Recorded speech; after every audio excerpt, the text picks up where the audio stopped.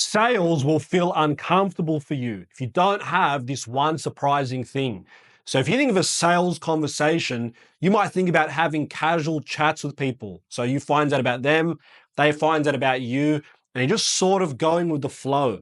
Now, the problem here is that it's comfortable before the conversation and it's probably comfortable during the conversation. However, it's often uncomfortable on the back end.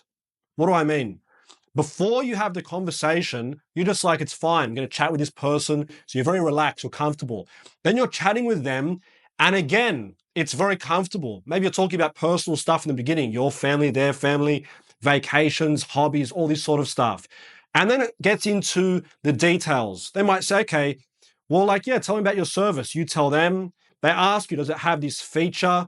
You say, well, no, it doesn't, but we do our best. They say, okay, how much is it? All of a sudden, you tell them the price and they say, okay, seems pretty good. They ask you some more questions and they tell you they need to think about it.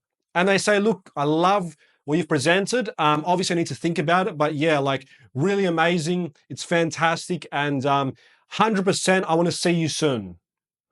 So you don't really know what's happened there because it was such a casual conversation.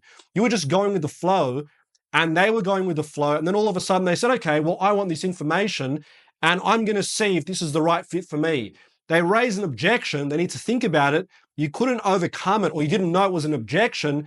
And now the sale is sort of lost. You don't know if they're going to buy. You don't know if they're going to go home, do some more research, find out if one of your competitors does have that certain feature, if one of your competitors is cheaper. You don't know what's happening there. So what you want and what you need in sales is to have a process, even if it seems uncomfortable to do that. Because what's going to happen is instead of having that natural comfort of a casual chat, you will have the comfort of a process, meaning during the conversation, you're like, okay, we're here. Great. Now we're here. Oh, this is happening. I need to do this.